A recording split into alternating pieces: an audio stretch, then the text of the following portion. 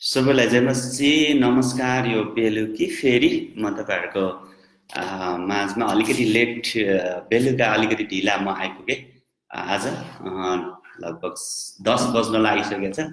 धेरैजना सायद सुत्ने तर्खरमा पनि होला, बाइबल स्टडीमा तपाईँहरू आउन सक्नुहुन्न होला। तर यो रेकर्ड मैले गर्नुपर्ने भएको कारण जुन हामी रेगुलर बाइबल स्टडी गरिरहेका छौँ रोमन बुक अफ रोमनको, अनि बुक अफ रोमनको हामीले धेरै कुराहरू हेरिरहेका छौँ होइन। मसँग अब धेरै कुराहरू छ त्यो बारेमा, तर अहिले म रोमनको पुस्तकलाई अब पहिलो भाग हामीले एक अध्याय सिद्ध्याएका छौँ।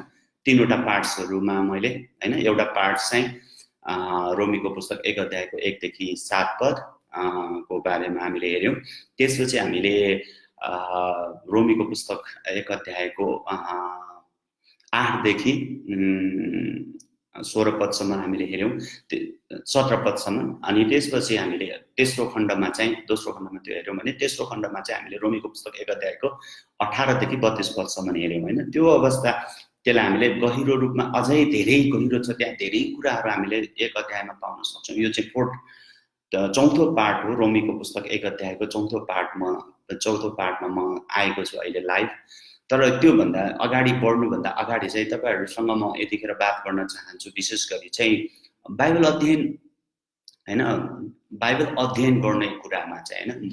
विशेष गरी बाइबल अध्ययन गर्ने तरिका चाहिँ यो इन्डक्टिभ तरिकाले कसरी बाइबल अध्ययन अनुबन्धनात्मक रूपमा कसरी बाइबल अध्ययन गर्ने बारेमा म आज कुरा गर्दैछु, ताकि तपाईहरूले पनि यो भिडियो हेरेर तपाईले यो भिडियोको केही स्टेपहरू तपाईले जान्नुभयो भने मैले तपाईलाई केही सजेसनहरू त्यो होइन त्यस्तै हुनुपर्छ होइन, त्योभन्दा अझै अर्को तरिकाले पनि तपाईहरू जान सक्नुहुन्छ। तर बाइबललाई डिटेलली विशेष डिटेल रूपमा हामी सिक्ने हो, बाइबल बुझ्ने हो भने चाहिँ यो तरिकाले हामीले बाइबल स्टडी गरेको खण्डमा चाहिँ भनौँ न हामी धेरै मात्रामा परमेश्वरको भनौँ न आत्माको कुराहरू हामी थाहा गर्न सक्छौँ। त्यसैले गर्दाखेरि यो तरिकाले बाइबललाई हामी अध्ययन गरौँ है त। म त्यसैले आज तपाईँहरूलाई चाहिँ केही टिप्सहरू केही तरिकाहरू होइन बाइबल अध्ययन गर्ने तरिकाहरूको बारेमा कुरा गर्दैछु विशेष गरी। अनि त्यो यो भयो भने चाहिँ म विश्वास गर्छु तपाईँहरूले चाहिँ के भन्छ बाइबल अध्ययन चाहिँ तपाईँहरू आफैले होइन, त्यो कसैले अरूले भनेको कुराहरू अरूले गरेको कुराहरू भन्दा तपाईँ आफैले स्टडी गरेको चाहिँ बाइबल चाहिँ सबैभन्दा महत्त्वपूर्ण कुरा हो। किनभने मैले बिहान पनि म कुरा गर्दै थिएँ कि प्रत्येक व्यक्तिसँग चाहिँ परमेश्वर पर्सनली बात गर्न चाहनुहुन्छ, पर्सनली व्यक्तिगत रूपमा प्रभुसँग कुरा गर्न चाहनुहुन्छ होइन। कसै मलाई एउटा तरिकाले परमेश्वरले मेन सिद्धान्त चाहिँ बदलिँदैन, तर परमेश्वरले हामीलाई चलाउने बोल्ने तरिका भिन्न भिन्नै हुनसक्छ। त्यसैले तपाईँले आफ्नो लागि आफ्नै बाइबल स्टडीको एउटा चाहिँ हुनु आवश्यकता छ होइन। त्यो कुरा चाहिँ म तपाईँलाई आज सेयर गर्दैछु। म विश्वास गर्छु लगभग 1 घण्टाभित्र यो म सिद्ध्याउनेछु। अनि जो जति तपाईँ जोइन हुन चाहनुहुन्छ तपाईँले नोट गर्न चाहनुहुन्छ भने नोट गरिराख्न सक्नुहुन्छ, ताकि बाइबल स्टडी गर्दाखेरि चाहिँ यो पोइन्टहरू तपाईँले याद गर्नुभयो भने चाहिँ म विश्वास गर्छु तपाईँले अझै धेरै बाइबलको त्यो जुन बुझ्नुपर्ने कुराहरू बुझ्न सक्नुहुन्छ, सरल प्रकारले बुझ्न सक्नुहुन्छ। अफकोर्स मैले पहिलो पार्टमा भनिसकेको छु, फर्स्ट पार्टमा रोमनको फर्स्ट स्टडीको फर्स्ट पार्टमा तपाईँले मेरो पहिलो भिडियो हेर्न सक्नुहुन्छ। त्यसमा तपाईँले थाहा पाइसक्नु भएको छ कि बाइबल स्टडी गर्दाखेरि चाहिँ होइन हामीले चाहिँ परमेश्वरको वचनको गहिराईमा पवित्र आत्माद्वारा हामी जान सक्छौँ त होइन भनेर हामीले त्यो पार्ट 1 मा मैले कुरा गरेको थिएँ। त्यसैले बाइबल स्टडी गर्ने कुराको लागि चाहिँ एकदमै महत्त्वपूर्ण कुरा चाहिँ यो टिप्सहरू म तपाईँलाई दिन्छु है त। आधारभूत बाइबल अध्ययन गर्ने तरिका है। बाइबलको मुख्य अध्ययन जानकारी प्राप्त गर्नको लागि होइन। कतिजनाले चाहिँ बाइबललाई जानकारी प्राप्त गर्नको लागि अध्ययन गर्छ होइन। कोहीले चाहिँ अब बाइबल पढ्दै गर्नुहुन्छ, त्यो जानकारी धेरै कुराहरू तपाईँले पाउन सक्नुहुन्छ। साइन्सको बारेमा तपाईँले बाइबलमा पाउनुहुन्छ, हिस्ट्रीको बारेमा तपाईँले बाइबलमा पाउनुहुन्छ, थुप्रै एभिडेन्सहरू होइन। भनौँ न तपाईँले भूगोलको बारेमा थाहा पाउन सक्नुहुन्छ, तपाईँले भूगोलको शास्त्रीहरूले पनि बाइबलमा जानकारी पाउने, अनि तपाईँले पोलिटिकल पोलिटिकल इस्युजहरू पनि तपाईँले बाइबलमा पाउनुहुन्छ। पोलिटिसियनहरूले पनि यसबाट धेरै कुराहरू जानकारीको लागि गर्न सक्छ। तर वास्तवमा बाइबल अध्ययन चाहिँ जानकारी प्राप्त गर्नको लागि मात्र होइन, यो चाहिँ हृदयको रूपान्तरणको लागि हो हैन। बाइबल अध्ययन भनेको चाहिँ हृदयको रूपान्तरण हुने कुरा हो, तपाईँको हृदयलाई परिवर्तन गर्ने कुरा हो हैन। बाइबल चाहिँ त्यस्तो कुरा हो। त्यसैले बाइबल अध्ययन गर्दा यी कुराहरू जान्नु आवश्यकता छ। धर्मशास्त्रले हामीलाई परमेश्वरको सत्यता प्रकट गर्दछ। हामी उहाँ जस्तै बन्न थाल्छौँ जब हामी बाइबललाई अध्ययन गर्छौँ। तर हामीले कहाँबाट सुरु गर्नुपर्छ त हैन, त्यो पोइन्ट चाहिँ हामीलाई आवश्यक पर्छ। प्राय मानिसहरूले चाहिँ पहिलाका निष्कर्षहरूलाई सम्मान गर्ने पद पाउन धर्मशास्त्रको अध्ययन गर्छ। पहिला नै एउटा विचार राख्छ, अर्थात् प्रेमको बारेमा। मानिलिउँ प्रेमको बारेमा बाइबलले के भन्दछ, सायद प्रेम भनेको चाहिँ यस्तो हो भनेर पहिल्यै आफूले तर्क गरेर अनि बाइबलमा त्यो तर्कसँग मेल खाउन चाहन्छ है। यो पद्धति तर्कसङ्गत अनुबन्धात्मक अर्थात् इन्डक्टिभ रूपमा आधारित हो भन्ने कुरा चाहिँ तपाईले मैले थाहा गर्न आवश्यकता छ, जसले यसको व्यवहारिक प्रयोगमा त्रुटि ल्याउन सक्छ हैन। त्यसरी पढ्दाखेरि चाहिँ जस्तो अब भनौँ न, पहिला नै हामीले निष्कर्ष गरेर बाइबल पढ्यौँ भने चाहिँ हामीले चाहिँ मिस्टेक गर्न सक्छौँ, हामीले व्यवहारिक प्रयोग त्यो चाहिँ गलत गर्न सक्छौँ बाइबललाई। धेरैजनाले चाहिँ त्यही बाइबल पढ्छन् अनि बाइबल पढिसकेपछि थुप्रै आजकल नन अइसाईहरूले पनि धेरैजनाले बाइबलको विरोध गरेर विभिन्न तरिकाले त्यो ल्याउनुको पछाडि पनि उनीहरू चाहिँ के को लागि बाइबल अध्ययन गर्छ भने पहिल्यै उनीहरूले तय गरे हुन्छ कि बाइबलमा चाहिँ कहाँनिर खराबी छ त्यो म पत्ता लगाउँछु, त्यसबाट चाहिँ म बाइबलको विरोध गर्छु भनेर पढेको कारण उनीहरूले त्यो कुराहरू पाउन सक्छ। र त्यो चाहिँ त्रुटि हो फेरि होइन, त्यो सत्य होइन के, रियालिटी त्यो होइन। तर मान्छेले चाहिँ आफूले पहिल्यै परिकल्पना गरेर बाइबल अध्ययन गरिसकेपछि चाहिँ त्यो त्रुटि हुन जान्छ। व्यवहारिक रूपमा चाहिँ त्यो एकदमै डरलाग्दो त्रुटि हुन जान्छ। किनभने परमेश्वरले भन्नुभएको कुरा भन्दा पनि पूर्वानुमान वा विचारको आधारमा व्याख्या गरिन्छ हैन। त्यसो गर्दा चाहिँ पूर्व पहिल्यै अनुमान गरेर यस्तो भन्न खोजे होला भनेर पहिल्यै अनुमान गरेर हामीले त्यो बाइबलको व्याख्या गर्छौँ। यसले गर्दाखेरि चाहिँ व्यवहारमा यो एकदमै त्रुटि हुन जान्छ हैन, गलत हुन जान्छ। पूर्वानुमान पूर्व विचार राखेर हामीले बाइबल अध्ययन गर्नु चाहिँ उचित होइन हैन। अब त्यो कतिले गर्छ, अफकोर्स त्यो गर्दैमा केही बिग्रिहाल्छ भन्ने त छैन, तर त्यो गरेर चाहिँ मान्छेहरूले जुन व्याख्या गर्छ तिनीहरूको व्याख्या चाहिँ मान्यता हुँदैन। त्यो चाहिँ तपाईँ र मैले जान्नु पर्यो। यो इन्डक्टिभ बाइबल अध्ययन गर्दाखेरि चाहिँ धर्मशास्त्रलाई बुझ्नको लागि धर्मशास्त्र प्रयोग गरिन्छ। धर्मशास्त्रको कुनै पद बुझिएन भने यो इन्डक्टिभ बाइबल अध्ययन गर्दाखेरि चाहिँ धर्मशास्त्र जहाँ बुझेको छैन त्यसलाई स्पष्ट पार्नलाई अर्को धर्मशास्त्रको अर्को खण्डहरूमा हेर्नुपर्छ क्या। त्योभन्दा बाहिर गएर हेरेर त्यसको क्ल्यारिफाई गर्नु हुँदैन हैन। तपाईले यदि बाइबल पढ्दै गर्दा कुनै टपिक्स या कुनै विषय तपाईले बुझ्नु भएन भने त्यसको मिनिङ पाउनको लागि तपाईले बाइबलमै खोज्नुपर्छ अन्त कहाँ छ भनेर। तब मात्र त्यसले चाहिँ तपाईलाई के गर्छ, स्पष्ट पार्न सक्छ। त्यो बाहिरी कुराले तपाईलाई स्पष्ट पार्न सक्दैन।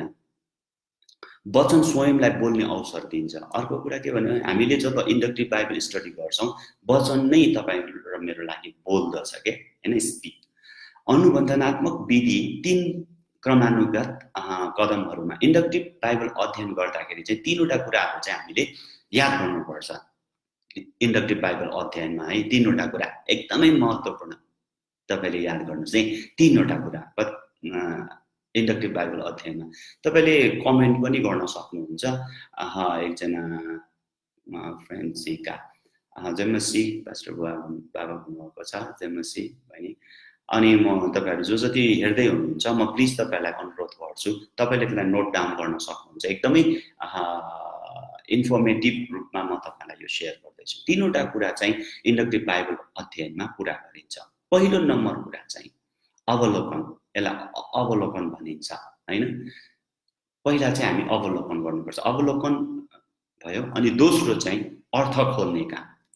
अब त्यसको अवलोकन गरिसकेपछि त्यो बाइबलको पदले भन्न खोजेको के हो भनेर अर्थ खोल्ने काम गर्नुपर्छ। हुन्छ भने तेस्रोमा चाहिँ हामीले त्यो इन्डक्टिभ बाइबल स्टडीमा चाहिँ हामी व्यवहारिक प्रयोग गर्छौँ त्यसलाई प्र्याक्टिकल कसरी प्र्याक्टिकल लाइफमा चाहिँ युज गर्ने भनेर हामीले त्यसलाई हेर्छौँ तेस्रो नम्बर चाहिँ के हो भन्दाखेरि व्यवहारिक प्रयोग ओके तपाईले त्यसलाई तपाईले लेखिराख्न सक्नुहुन्छ इन्डक्टिभ बाइबल अध्ययनमा हामीले तीनवटा तरिका अपनाउँछौँ एउटा अवलोकन गर्छौँ दोस्रो हामी अर्थ खोल्छौँ तेस्रो चाहिँ व्यवहारिक प्रयोग गर्छौँ अब यो आधारभूत कुराहरू चाहिँ तल हामी केही इन्डक्टिभ बाइबल अध्ययन गर्नको लागि चाहिँ केही विधिहरू मैले समावेश गरेको छु अनि जसले तपाईलाई जीवनभरि धर्मशास्त्र अध्ययनको यात्रा सुरु गर्न सहयोग गर्नेछ यो तरिकाले तपाईले बाइबल पढ्नु भयो भने तपाईको जीवनभर तपाईले यति तपाईको माइन्ड ब्लोइङ भन्छ नि त्यो प्रकारको तपाईलाई पवित्र आत्माले देखाउनुहुन्छ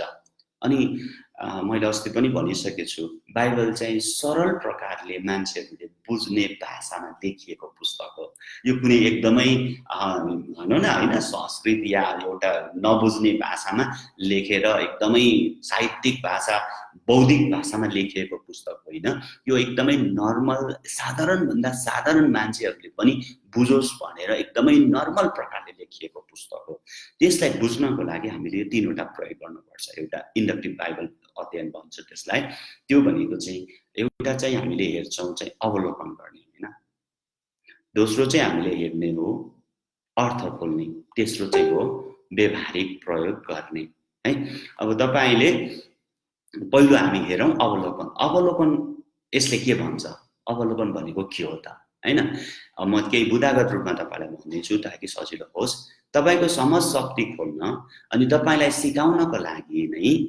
सिकाउनका लागि नै सधैँ पवित्र आत्मालाई निम्तो गरेर सुरु गर्नुस् अवलोकन गर्दाखेरि जहिले पनि तपाईले बाइबल पढ्नुभन्दा अगाडि पहिला त अवलोकन गर्न त बाइबल पढ्नु पर्यो नि त पाठ गर्नु पर्यो नि त्यसलाई पाठ गर्नु पर्यो त्यो पाठ गर्नुभन्दा अगाडि तपाईले पवित्र आत्मासँग प्रार्थना गर्नुस् एक नम्बर कुरा दोस्रो नम्बर कुरा अवलोकन गर्दाखेरि ध्यान दिनुपर्ने कुरा चाहिँ दोस्रो नम्बर चाहिँ बाइबलमा जस्तो भनिएको छ त्यसरी नै पढ्नुस् टिप्पणीहरूलाई पनि एकातिर राख्नुस् टिप्पणीहरू नलिएर आउनुस् हैन जबसम्म त्यसलाई तपाईले आफैले हेर्नका लागि अवसर पाउनुहुन्न टिप्पणी चाहिँ युज नगर्नुस् सकेसम्म बाइबल जस्तो छ त्यस्तै पढ्नुस् हैन जे छ त्यसलाई पढ्नुस् मात्र पाठ गर्नुस् है प्रार्थना गरिसकेपछि तेस्रो अवलोकन चाहिँ वास्तवमा धर्मशास्त्रको वचनले के भनिरहेको छ अनि के भनिरहेको छैन भन्ने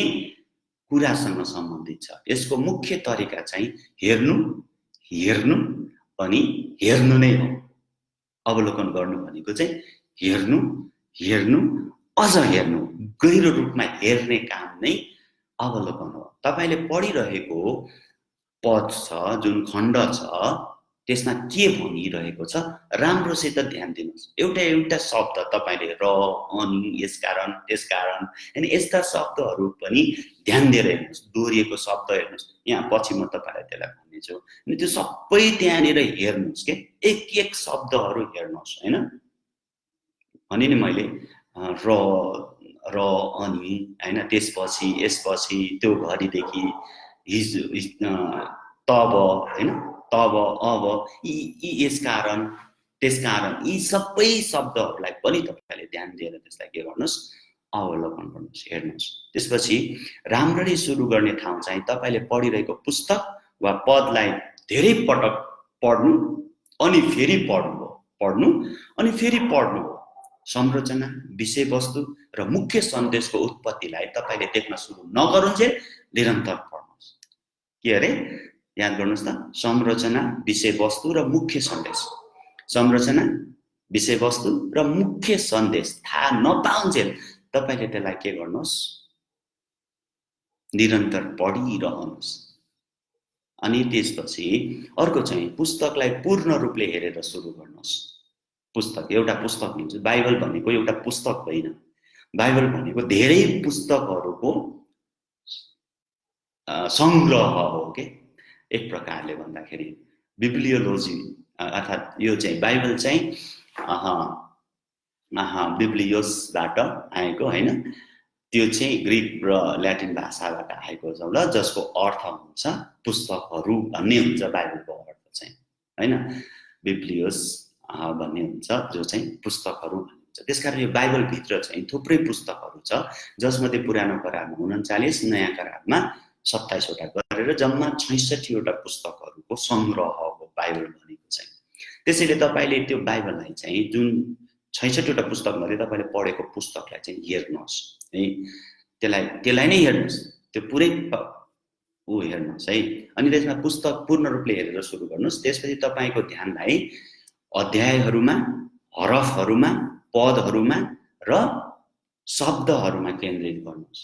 वचनको एक एक शब्दहरूमा केन्द्रित गर्नुहोस्। अवलोकन गर्दाखेरि चाहिँ यी कुराहरू तपाईले एकदमै ध्यान दिनुहोस् है त। अनि त्यसपछि तपाईले अध्ययन गरिरहनु भएको पुस्तकको बारेमा निम्न प्रश्नहरू सोध्नुहोस्। जुन पुस्तक पढ्दै हुनुहुन्छ, यदि तपाईले एफएसी मानिलिउँ, एफएसीको पुस्तक सुरु गर्नुभयो, यदि तपाईले यूहन्नाको पुस्तक सुरु गर्नुभयो, ठीक छ, यदि तपाईले मत्तीको पुस्तक सुरु गर्नुभयो, या तपाईँ अहिले पढ्दै हुनुहुन्छ मत्तीको पुस्तक भने, या तपाईले अहिले लुकाको पुस्तक पढ्दै हुनुहुन्छ, या पहिलो यूहन्ना पढ्दै हुनुहुन्छ, या प्रकाशको पुस्तक, जुनसुकै तपाईले पुस्तक पढेको किन नहोस्, तपाईले त्यो पुस्तक पढेपछि चाहिँ तपाईले प्रश्न गर्नुहोस् के यो प्रश्नहरू गर्नुहोस् है त। म तपाईलाई यहाँ भन्छु के प्रश्न गर्ने त भनेर तपाईलाई म भन्दैछु। यहाँ हेर्नुहुन्छ, लेखक को हो, यो पुस्तक लेख्ने मान्छे को हो, उसको नाम के हो, हैन। तपाईले उसको बारेमा तपाईले खोजी गर्नुहोस्। पहिलो नम्बर कुरा चाहिँ तपाईलाई म बिन्ती गर्छु, तपाईले त्यो बाइबलमा भएको परिचय छ नि, प्लिज त्यसलाई नहेर्नुहोस्। म त भन्छु, मैले विश्वासहरूलाई भन्ने गर्छु कि त्यो परिचय चाहिँ उडाइदिनुहोस्, या परिचय नभएको बाइबल चाहिँ प्रयोग गर्नुहोस्। परिचय भएको बाइबलले चाहिँ तपाईलाई के गराइदिन्छ भनेखेरि अल्छी बनाइदिन्छ के। त्यसमा सबै कुराहरू लेखिदिया हुन्छ हैन, यतिखेर लेखेको, यो लेखेको डेट, लेखेको व्यक्ति किन लेख्यो, यो सबै सरल बनाइदिएको हो, त्यो सजिलो बनाइदिएको हो। तर जो बाइबल स्टडी गर्नको लागि चाहिँ त्यो एक प्रकारले बाधा पनि हो, किनभने त्यसले अल्छी बनाउँछ, हामी खोजी गर्छौँ। त्यसकारण पहिलो प्रश्न हो तपाईले पढेको पुस्तकको लेखक को हो भनेर पत्ता लगाउनुहोस्। नर्मली त अब हामीले थाहा पाउन सक्छौँ, जस्तै मत्तीको पुस्तक, मत्तीको सुसमाचार भनेर शीर्षक लेखिदिया छ, अनि त्यसले चाहिँ हामीलाई थाहा दिन्छ यो मत्तीले लेखेको पुस्तक हो हैन। वास्तवमा मत्तीको पुस्तक मत्तीले नै लेखेको हो कि होइन भनेर तपाईले पत्ता लगाउनु पर्यो के। अरूले भनिदिएको भरमा चाहिँ तपाईले यो मत्तीले लेखेको रहेछ भनेर चाहिँ व्याख्या नगर्नुहोस्। त्यसो गर्दाखेरि चाहिँ के भइदिन्छ भने त्यो मत्तीको पुस्तक, मत्तीले लेखेको सुसमाचार भनेर त पहिला थिएन। सुरुमा बाइबल भनौँ न पहिलो शताब्दीमा चाहिँ त्यस्तो थिएन।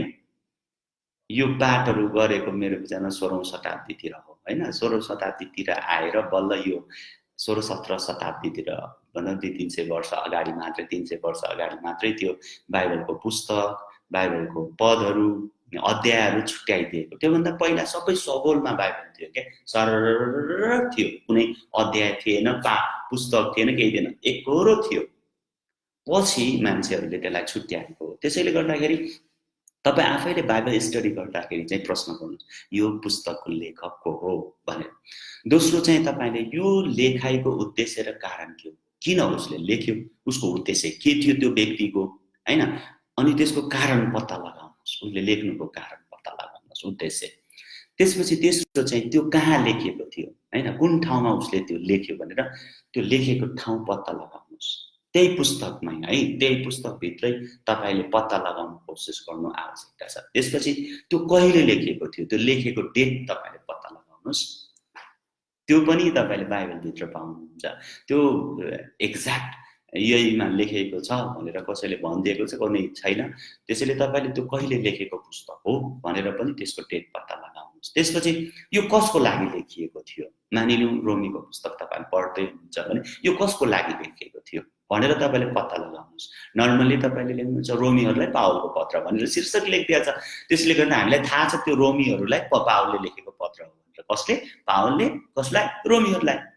नर्मली त्यो पुस्तकको अगाडिको हेडलाइनले नै हामीलाई बताइसकेको छ। तर वास्तवमा तपाईले त्यो पुस्तक भित्र पाउनुहुन्छ कि यो कसलाई लेखेको हो भनेर हैन, कोलाई लेखेको हो भनेर।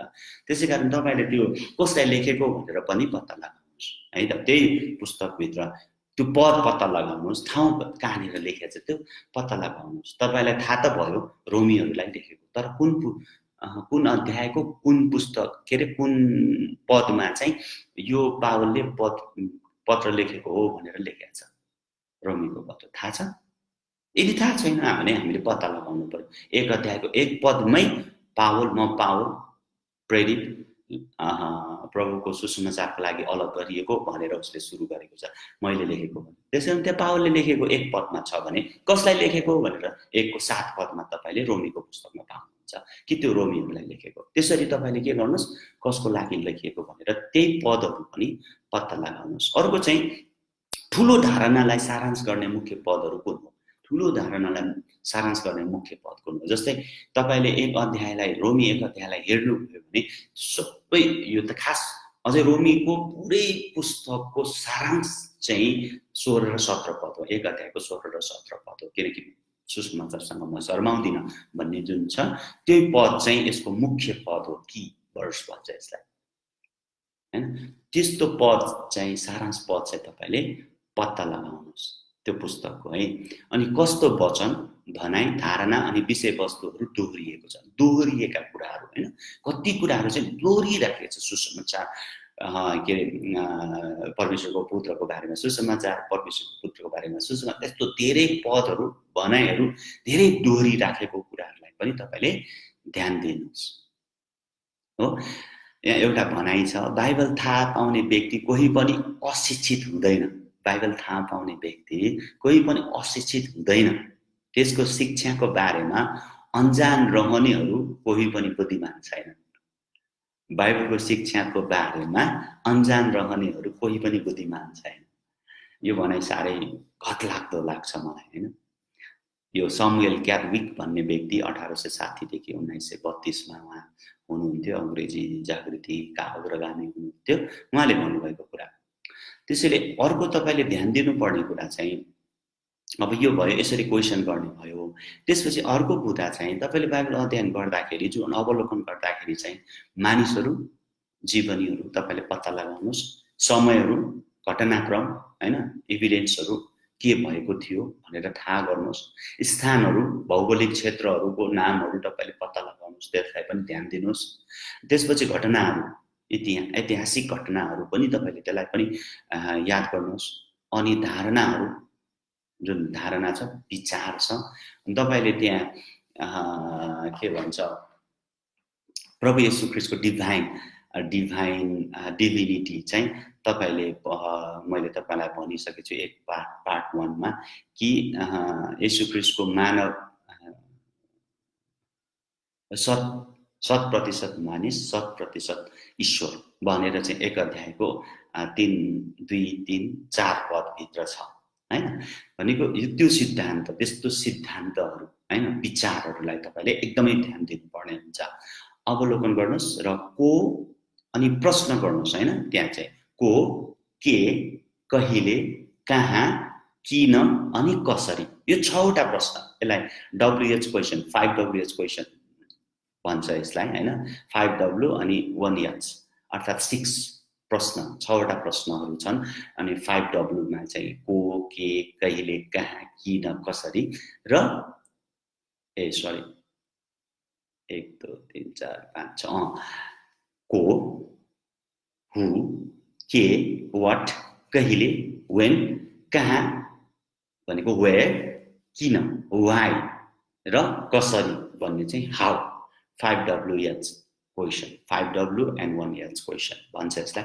यो सोध्नुस्, हैन? जुन तपाईले पढ्नु भएको खण्डको लागि चाहिँ त्यो प्रश्न गरेर त्यसको एन्सरहरू त्यहाँ पत्ता लगाउनुस्। जुन खण्ड पढ्नुहुन्छ तपाईले, जुन पद पढ्नुहुन्छ त्यो चाहिँ पत्ता लगाउनुस्, है।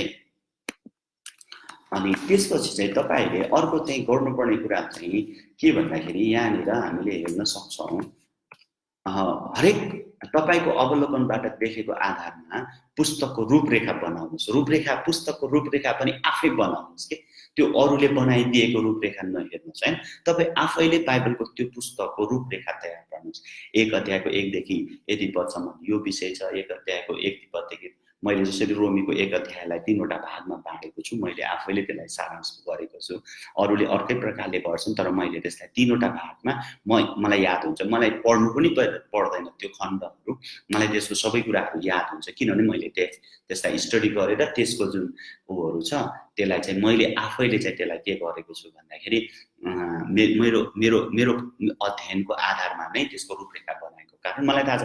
1 अध्यायको 1 देखि 7 पदसम्म चाहिँ मैले त्यसलाई चाहिँ सुसमाचारको के भन्छ पावलको सुसमाचारको मुटु भनेको छु हैन, सुसमाचारको मुटु भनेर भनेको छु। त्यसपछि 8 पददेखि 1 अध्यायको 8 पददेखि 17 पदसम्म चाहिँ किन पावल सुसमाचारसँग शर्माउँदैन, या त सबै जातिहरूको लागि के अरे पावलको सुसमाचार सुनाउने चाहना भनेर मैले त्यसलाई बनाएको छु भने त्यसपछि 18 देखि 32 पदसम्म चाहिँ संसारका मानिसहरूको अवस्था भनेर मैले त्यसलाई बनाएको छु हैन। अनि त्यही तरिकाले रूपरेखा तयार पार्दैछु। अनि मलाई 1 अध्याय मलाई कन्ठ गइसक्यो हैन। मतलब कति कुराहरू शब्द त हामीले बिर्सिनु, तर त्यसको सबै पदहरू पनि हामी याद गर्न सक्छौँ त्यसो गर्दाखेरि। त्यसैले तपाईले आफैले रूपरेखा बनाउनुस् है। अनि अर्को चाहिँ हरेक हरफलाई तपाईको आफ्नो शब्द प्रयोग गरी संक्षिप्त हरफको शीर्षक दिनुस्। हरेक हरफलाई, हरेक खण्डहरूलाई हेर्नुस् अनि त्यसलाई शीर्षक बनाउनुस्। मैले तपाईलाई शीर्षक पनि अघि भनिसके हैन। तपाईले 1 अध्यायको 1 देखि 7 पदलाई मैले शीर्षक बनाइसके हैन। त्यसपछि अर्को चाहिँ मैले त्यसलाई अझै थुप्रै सानो सानो नै एक पद मेरो लागि चाहिँ पावलको परिचय भनेर लेखेछु हैन। पावलको परिचय 2 पददेखि 5 पदसम्म येशू ख्रीष्टको सुसमाचार। त्यसपछि 5 पद 6 पद 7 पद चाहिँ रोमका मानिसहरूको अवस्था। त्यसपछि 8 पददेखि चाहिँ त्यसरी हरेक पदबाट पनि तपाईले त्यसको के गर्न सक्नुहुन्छ, छोटो लेखिराख्न सक्नुहुन्छ। त्यसो गर्यो भने तपाईलाई सजिलो हुन्छ। अनि गहिरो अध्ययनको लागि तपाईले पदमा प्रयोग गरिएको साहित्यिक शैली र साधनहरू अवलोकन गर्नुहोस्। तपाईले पढिरहेको पदको विषयमा तल दिएको लेखनको 10 नियमहरू के प्रकट गर्दछ हेर्नुस् है। अब के गर्ने त भन्दाखेरि हरेक पदलाई चाहिँ हामीले के गर्ने, तुलना गर्ने। उस्तै खालको पदहरू हुन्छ। त्यसलाई चाहिँ अब पद साङ्ले पनि भन्छ हैन, चेन रेफरेन्सेस भन्छ इङ्ग्लिसमा, र नेपालीमा त्यसलाई पद साङ्ले भन्छ। अर्थात् उस्तै एउटै प्रकारको पदहरू, एउटै प्रकारको शब्दसँग पनि। जस्तै तपाईले रोमीको 1 अध्यायमा पावलले भन्दछ, म पावल येशू ख्रीष्टको दास प्रेरित हुनलाई बोलाइएको र परमेश्वरको तेस्रो समाचारको निम्ति अलग गरेको हुँ भन्ने कुरा तपाईले हरेक पुस्तकमा पाउनुहुन्छ। जस्तै एफिसीमा तपाईले 1 अध्यायको 1 पदमा पाउनुहुन्छ, कोरिन्थीको पुस्तक 1 अध्यायको 1 पदमा पाउनुहुन्छ, थेसलोनिको पुस्तक 1 अध्यायको 1 पदमा पाउनुहुन्छ हैन। त्यो सबै चाहिँ तपाईले त्यो तुलना गर्नुहोस्, त्यसलाई उस्तै कुराहरूलाई तपाईले। अनि अर्को चाहिँ दोस्रो चाहिँ भिन्नता। यसमा भएको र अर्कोमा के भिन्नता छ हैन। यहाँनिर 1 पद रोमीको 1 पदमा चाहिँ उसले भन्छ, म पावल येशू ख्रीष्टको दास प्रेरित हुनलाई बोलाइएको र परमेश्वरको तेस्रो समाचार अलग गरेको हुन्छ। त्यसको अपोजिट खालको कुरा अनि भिन्न तरिकाको कुराहरू पनि तपाईले त्यसलाई पनि ध्यान दिनुस्। त्यसपछि निरन्तरता, उस्तै तर एउटै होइन। शब्द, भनाइ, कथन वा घटनाहरू उस्तै घटनाहरू हुन्, शब्दहरू पनि हुन्, भनाइहरू पनि हुन्, कथनहरू पनि हुन्, तर त्यो कन्टिन्यू गएको कुराहरू पनि ध्यान दिनुहोस् हैन। कतिपटक चाहिँ पावलले के गर्छ भने यो सुसमाचार 3 पदमा उसले तपाईले 1 अध्यायको 2 पदमा सुसमाचारको कुरा गर्छ, त्यही कन्टिन्यू चाहिँ तपाईले 16 र 17 पदमा 1 अध्यायको 16 र 17 पदमा पाउनुहुन्छ। त्यसपछि तपाईले 15 पदमा पनि पाउनुहुन्छ, 14 पदमा पनि पाउनुहुन्छ। के छ, निरन्तर जाने हो, त्यस्तो पनि तपाईले ध्यान दिनुहोस्। त्यसपछि समपद भनेको निष्कर्ष वा संकल्पको लागि घटना वा धारणाहरूको प्रगति। यसलाई मलाई अलिकति हैन, तर त्यो तपाईले निष्कर्ष वा संकल्पको लागि घटना वा धारणाहरूको प्रगति हैन, जुन धारणा गर्छ, जुन घटना उसले भन्छ। जस्तो यहाँ सुसमाचार भन्ने बित्तिकै सुसमाचार कहिलेदेखि के हो, यसको व्याख्या गरिएको कुराहरू हैन, त्यो धारणा उसले प्रगतिको डेभलप गर्दै गएको छ कि एउटा कुरा सुरु गरेर त्यसलाई अझै विकसित रूपमा उसले भन्दै गएको कुराहरू छ। त्यो कुरालाई पनि तपाईले ध्यान दिनुहोस्। मुख्य कुरा अर्को चाहिँ थाहा पाउने कि त्यसलाई मुख्य कुरा भनौँ न, मुख्य विषयमा जानु, जहाँ विषयहरू वस्तु अर्को दिशातर्फ मोडिन्छ। अर्थात् अब त्यसपछि भनेर सुरु गर्छ उसले। त्यसपछि तब हैन भनेर उसले अर्को विषयमा मोडेको कुरालाई पनि ध्यान दिनुस् के हैन। सरासर एउटा कुरा भनिरहेको हुन्छ नि, ठक्क उसले चाहिँ अब त्यो लेखकहरूले चाहिँ के गरिदिन्छ भने एउटा कुरा पुर्र भनिरहेको कुरा तब भनेर भनिदिन्छ हैन। उसले त्यो टपिक्स नै ठ्याक्कै चेन्ज गरिदिन्छ, मोडिदिन्छ। हो त्यस्तो कुराहरू पनि हामीले बाइबल पढ्दाखेरि अध्ययन गर्दाखेरि चाहिँ ध्यान दिनुपर्छ है। अनि त्यसपछि चाहिँ असर, स्रोत वा कारणबाट परिणाम के आयो हैन, त्यसको परिणामहरू थाहा पाउनुस्। त्यसपछि परिणामबाट स्रोत वा कारणहरू पत्ता लगाउनुस्, कारणबाट परिणाम पत्ता लगाउनुस्, कारणबाट परिणाम, स्रोतबाट कारण पत्ता लगाउनुस् हैन। जस्तो यहाँ भन्दैछ, मैले तपाईलाई जो तेस्रो हैन दोस्रो पार्ट 2 मा मैले तपाईलाई भनिसकेको छु हैन। 16 र 17 पद अनुसार किन पावल सुसमाचारको लागि शर्माउँदैन, कारण हैन। त्यो 3वटा कारणहरू मैले भनिसकेको छु। तपाईले दोस्रो पार्टमा तपाईले हेर्न सक्नुहुन्छ, रोमी 1 अध्यायको 8 देखि 17 पदमा है त। अनि अर्को चाहिँ माध्यम, अन्त वा परिणाम प्राप्त गराउने साधन हैन।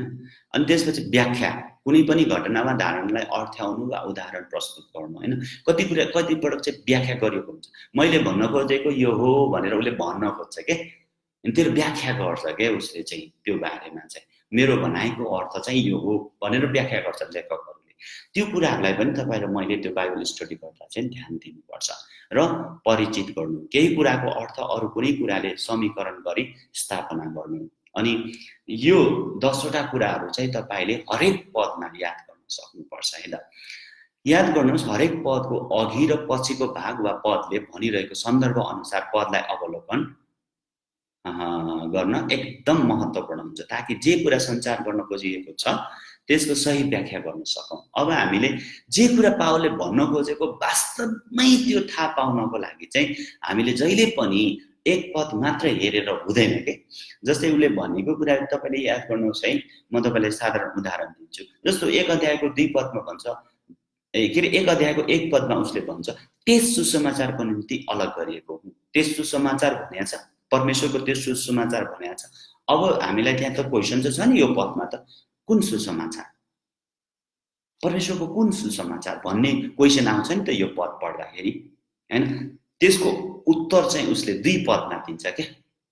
2 पदमा उसले भन्छ जुन सुसमाचार भनेर सुरु गर्छ। तपाईले 1 अध्यायको 1 र 2 पद हेर्नुहोस्, जुन सुसमाचार भनेर उसले 2 पदमा चाहिँ उसले के गर्छ, अर्थ खोजिदिन्छ। मतलब मैले भन्न खोजेको कुरा चाहिँ यो हो, यो चाहिँ हो भन्नुहुन्छ। अनि त्यो सुसमाचार चाहिँ उसले फेरि त्यहाँनिर 2 पदमा पनि उसले के गर्छ, यता हेर्नुहुन्छ है, उसको लेख्ने तरिका अनौठो खालको पनि छ। अनि अरू पनि पुस्तकहरू त्यस्तै छ, मतलब गाह्रो, मतलब एकदमै हामीले ध्यान दिनुपर्ने खालको छ। जुन सुसमाचार उहाँले अघिबाटै आफ्नो अगमवक्ताद्वारा पवित्र धर्मशास्त्रमा प्रतिज्ञा गर्नुभएको थियो। अब त्यो सुसमाचारको बारेमा उसले अलिकति व्याख्या गरिदियो। पहिला भन्यो परमेश्वरको त्यो सुसमाचार, के सुसमाचार थाहा छैन हामीलाई, तर 2 पदमा उसले भन्छ त्यो सुसमाचार चाहिँ के हो भन्दा पहिला नै परमेश्वरले अगमवक्ताहरूद्वारा पवित्र धर्मशास्त्रमा प्रतिज्ञा गर्नुभएको सुसमाचार हो। त्यो सुसमाचार चाहिँ कस्तो रहेछ भन्दाखेरि अहिले सुरु भएको होइन रहेछ, पावलको समयमा सुरु भएको होइन रहेछ। यसले हामीलाई देखायो पावलको समयमा सुरु भएको होइन रहेछ। त्यो सुसमाचार चाहिँ एकदमै पहिला नै धर्मशास्त्रमा प्रतिज्ञा गर्नुभएको रहेछ परमेश्वरले।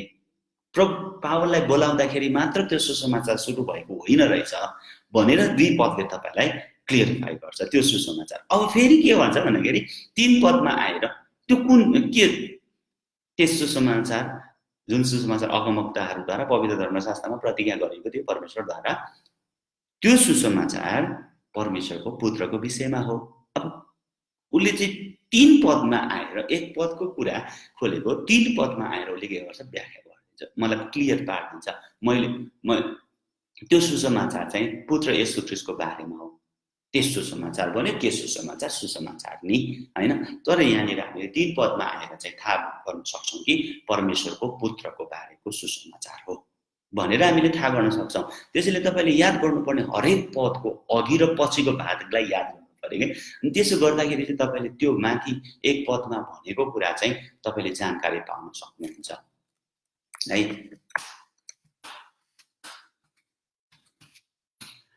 अब यसरी हामीले अवलोकन गर्नुपर्यो। अनि अवलोकन गर्दाखेरि चाहिँ हामीले धेरैचोटि दोहोरिएको शब्दहरूलाई तपाईले ध्यान दिनुपर्ने हुन्छ। जस्तै यहाँनिर रोमी 1 अध्यायमा उसले एक पदमा पनि सुसमाचार, परमेश्वरको त्यो सुसमाचार भन्छ, 2 पदमा पनि जुन सुसमाचार भन्छ, 3 पदमा पनि यो सुसमाचार भन्छ हैन। हेर्नु त 3 पदमा सुसमाचार भन्ने शब्द 3 चोटि आएको छ, 1 देखि 3 पदमा हैन, क्रमशः सुसमाचार आएको छ। अनि त्यसपछि अझै हामीले अगाडि बढ्ने हो भने उसले बोलाइएको शब्द, जस्तै तपाईले 1 पदमा पनि तपाईले थाहा पाउन सक्नुहुन्छ, प्रेरित हुनलाई बोलाइएको भनेर उसले भन्दछ। म पावल येशू ख्रीष्टको दास प्रेरित हुन बोलाइएको भनेर उसले भन्दछ भने, त्यसैगरी तपाईले यो बोलाइएको शब्द चाहिँ तल 7 पदमा गएर पनि भनिएको छ।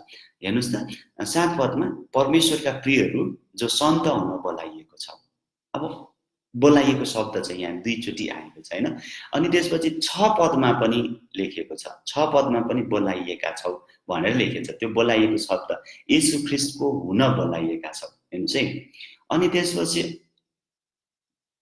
अरु कहाँ छ, लगभग 7 पदमा तपाईले 3 चोटि बोलाइएको शब्द पाउनुहुन्छ, 3 चोटि सुसमाचार शब्द पाउनुहुन्छ।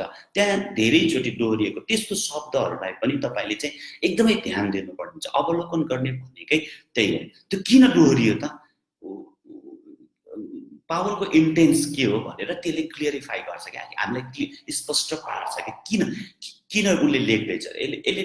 यसले क्लियर गर्यो। अब एक अध्यायको 1 देखि 7 पदमा मात्र हामीले हेर्यो भने पनि 3 चोटि सुसमाचार ढोकाइएको छ, उसले बोलाइएको कुरा गर्दछ उसले हैन। सोच्नुस् त हैन, महत्त्व छ बोलाइनुको कुरा, त्यसपछि सुसमाचारको कुरा महत्त्वपूर्ण कुरा हो भनेर उसले देखाउन खोज्दैछ के। सुसमाचार महत्त्वपूर्ण छ, त्यसपछि हामी बोलाइएको सुसमाचारको निम्ति हामी अलग गरेको बोलाइएको भनेर बुझ्नु खाँचो छ। यो यसले अर्को एउटा प्रिन्सिपललाई पनि जन्म दिन्छ। त्यसलाई भन्दछ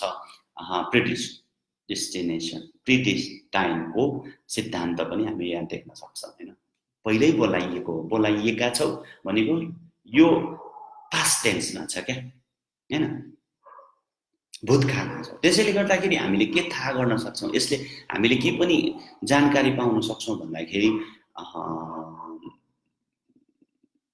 केही यस्तो सिद्धान्तहरू, प्रिन्सिपलहरू हामीले थाहा गर्न सक्छौँ हैन। त्यो एकदमै यो के भन्छ नर्मल अवलोकनमा पनि यो कुराहरू थाहा गर्न सक्छौँ। यसले हामीलाई देखाउँछ। अनि अनुग्रहको बारेमा तपाईले थाहा गर्न सक्नुहुन्छ। हेर्नुस् त अनुग्रह हैन, अनुग्रह भन्ने कुरा तपाईले त्यहाँ 7 पदमा पाउनुहुन्छ, अनुग्रह छ। अनि त्यसपछि तपाईले अनुग्रह तपाईले पाउनुहुन्छ 5 पदमा हैन, उहाँद्वारा अनुग्रह र प्रेरितको काम पाएका छौ। अनि त्यसपछि अनुग्रह 2 चोटि लेखिएको छ हैन, 2 चोटि छ यहाँनिर। हेर्नु त पुत्र तपाईले धेरैचोटि पाउनुहुन्छ, त्यसपछि परमेश्वर धेरैचोटि पाउनुहुन्छ हैन। त्यसैले यो यसरी आएको धेरैचोटि दोहोरिएको पदहरूलाई चाहिँ तपाईँ र मैले चाहिँ एकदमै ध्यान दिनुपर्ने हुन्छ है। त्यो तरिका भयो अवलोकन। अब म तपाईलाई अर्को कुरामा लिएर जान्छु है त, अर्थ खोल्ने। अब यो यसरी अवलोकन गर्ने भयो। मैले यसलाई डिटेल अझै यसमा चाहिँ अब हामीले त्यो के भन्छ चिन्ह लगाउने, यो शब्दलाई हामीले के लाउने, त्यो कुराहरू त अझै गर्न बाँकी नै छ। म तपाईलाई यो 1 घण्टाभित्र सक्दिनँ। म 1 घण्टामा यो चिज के भन्छ इन्डक्टिभ बाइबल स्टडी कसरी गर्ने भनेर 3वटा कुरा भन्न कोसिस गर्दै थिएँ। त्यसैले गर्दाखेरि म डिटेलमा गइनँ है त। अब म तपाईलाई अर्थ खोल्ने कसरी, अब अर्थ खोल्नको लागि पनि केही यस्तो भूतागत रूपमा हामी थाहा गर्नेछौँ। अब हामीले हेरिसक्यौँ, मैले तपाईलाई भने इन्डक्टिभ बाइबल अध्ययन गर्दाखेरि 3वटा कुरालाई हामीले याद गर्नुपर्छ। एउटा चाहिँ अवलोकन हो, त्यसपछि अर्थ खोल्ने हो, त्यसपछि व्यवहारिक प्रयोग हो हैन। अब दोस्रो अवलोकन हेरिसक्यौँ हामीले, अब दोस्रो अर्थ खोल्ने। अर्थ खोल्नु भन्नुको अर्थ चाहिँ यसको अर्थ के हो, यो भन्न खोजेको के हो भनेर हामीले पत्ता लगाउने कुरा हो। असल प्रकारले अर्थ्याउनु चाहिँ, अर्थ खोल्नु चाहिँ प्रभावकारी अवलोकनको जगमा स्थापना हुन्छ। याद गर्नुहोस्, तपाईले अर्थ खोल्नुभन्दा अगाडि अवलोकन एकदमै स्पष्ट तरिकाले गरेको हुनुपर्छ। बाइबल तपाईँले पढ्नुभयो, तपाईँले एक पद पढ्नुभयो, एक पद पढ्ने बित्तिकै अर्थ खोल्न मिल्दैन प्रियहरू। धेरैजनाले चाहिँ एउटा पद पढेर त्यसको अर्थ खोलेर व्याख्या गरिराखेको, धेरैजनाले त्यो गरिराखेको हुन्छ। तर तपाईँ र मैले चाहिँ त्यसरी गर्न मिल्दैन हैन। एउटा इसाईहरू हामी प्रभुका दासहरू भएको नाताले चाहिँ हामीले के, प्रभुका छोराछोरीहरूले चाहिँ हामीले के गर्नुपर्छ भन्दाखेरि बाइबल अध्ययन गर्दाखेरि चाहिँ हामीले अर्थ एकैचोटि खोल्न मिल्दैन। तपाईँले, मैले भने नि, तपाईँ हेर्नु हेर्नु हेर्नु, तपाईको दिमागमा त्यसमा लेखकले भन्न खोजेको कुरा के हो भन्ने कुरा नपसुन्जेल पढ्नु हैन, पाठ गर्नु, अध्ययन गर्नु, अध्ययन गर्नुहोस्। त्यसलाई घरिघरि दोहोऱ्याइ पढ्नु। हामी धेरैचोटि के गर्छौँ, सर र बाइबल पढ्छौँ अनि पढिसकेपछि चाहिँ यस्तो भने रहेछ, ल ठिक छ भनेर हामी अर्थ खोलेर जान्छौँ। अनि त्यो चाहिँ के हुनसक्छ, एकदमै डरलाग्दो के भन्छ झुटो प्रचार हुन सक्छ। त्यसैले हामीले ध्यान दिनुपर्छ प्रियहरू हैन। त्यसैले धेरै झुटा शिक्षाहरू पनि स्थापनाहरू भएका छन्। अब हैन, धेरैहरूले अब मै हो भनेर प्रभु भनेर पनि आइसकेका छन्, मै प्रभु येशू ख्रीष्ट हुँ भनेर पनि आएका छन्। त्यसै कारण अहिलेको यो दुनियाँ अनि प्रभुले हामीलाई सचेत पनि गराउनु भएको छ कि यो अन्तिम दिनका चिन्हहरू हुन्, मै हुँ भनेर धेरैजना हुन्छन्, त तिमीहरू चाहिँ होसियार गर है भनेर प्रभुले हामीलाई भनिसक्नु भएको छ।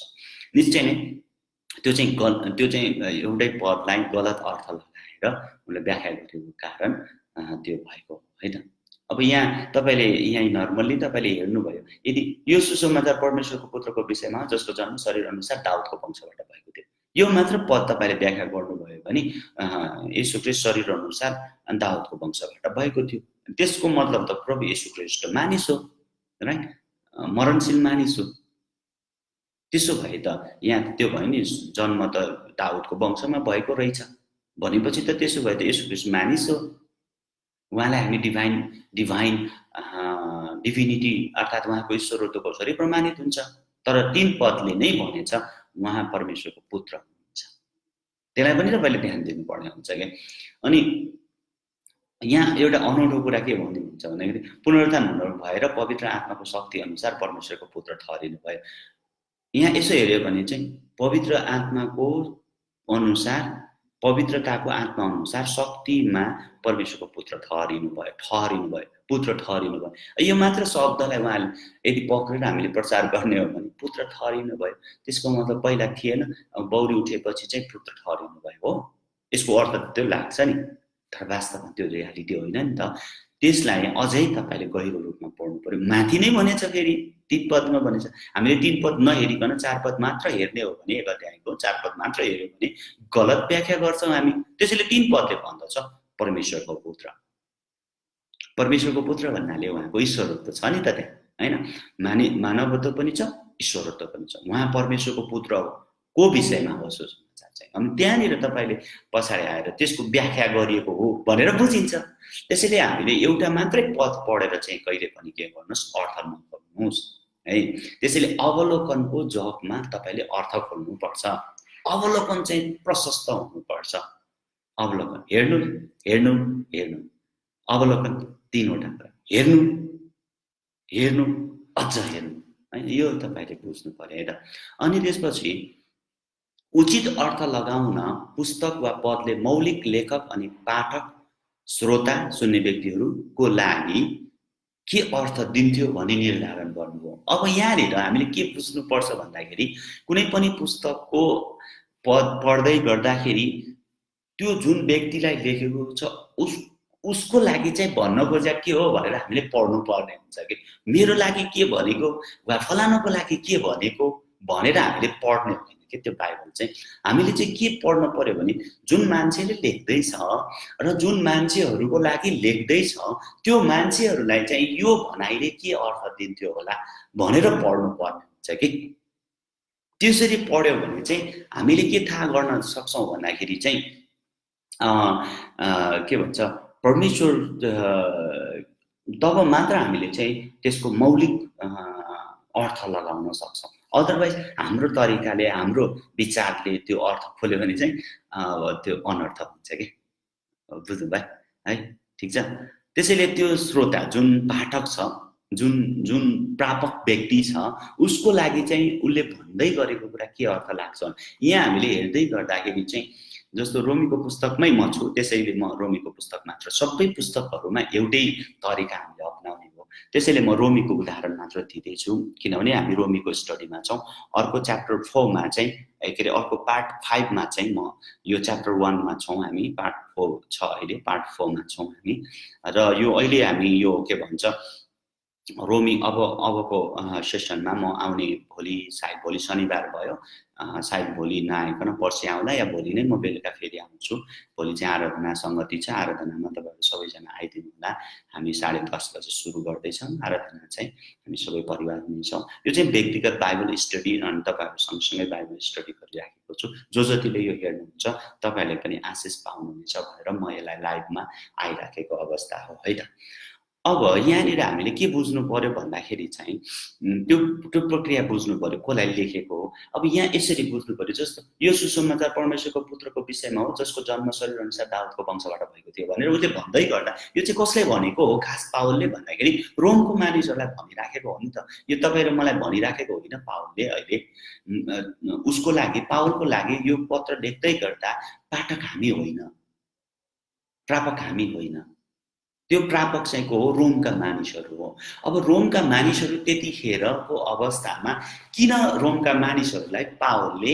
यसो भन्दैछ यो सुसमाचार परमेश्वरको पुत्रको विषयमा हो जसको जन्म शरीर अनुसार दाउदको वंशबाट भएको थियो सायद अब हामीले के बुझ्नु पर्यो भन्दाखेरि पक्का पनि त्यहाँनिर चाहिँ धेरै मान्छेहरू चाहिँ दुई प्रकारका मान्छेहरू थिए मैले जानेको कुरा मात्र म शेयर गर्दैछु तपाईहरुले पनि त्यसरी पत्ता लगाउन सक्नुहुन्छ पछि स्टडी गर्नुभयो भने इन्डक्टिभ बाइबल स्टडी गर्नुभयो भने तपाईले पनि पत्ता लगाउनुहुन्छ तपाई पनि नर्मली थाहा पाउन सक्नुहुन्छ यो कुरा पावल त्यो रोममा चाहिँ दुई प्रकारका विश्वासीहरू थिए एउटा चाहिँ यहुदीहरूबाट क्रिस्चियन बनेको थियो ख्रीष्टलाई विश्वास गरेका थिए अरु चाहिँ अन्य जातिबाट ख्रीष्टलाई विश्वास गरेकाहरू थिए अर्थात अन्य जातिहरू र अनि उनीहरू दुवै जनालाई चाहिँ येशू ख्रीष्टको उनीहरू दुवै प्रकारको व्यक्तिहरूलाई चाहिँ येशू ख्रीष्टको बारेमा चाहिँ कम्ती नै थाहा थियो यहुदीहरूलाई कम्ती थाहा थियो येशू ख्रीष्टको बारेमा त्यतिखेर किनभने भर्खरै येशू ख्रीष्ट चाहिँ क्रुसमा मर्नु भएको कुराहरू धेरै भएको थिएन यो रोमी लेख्दै गर्दाखेरि 30 वर्ष जति भएको मात्र थियो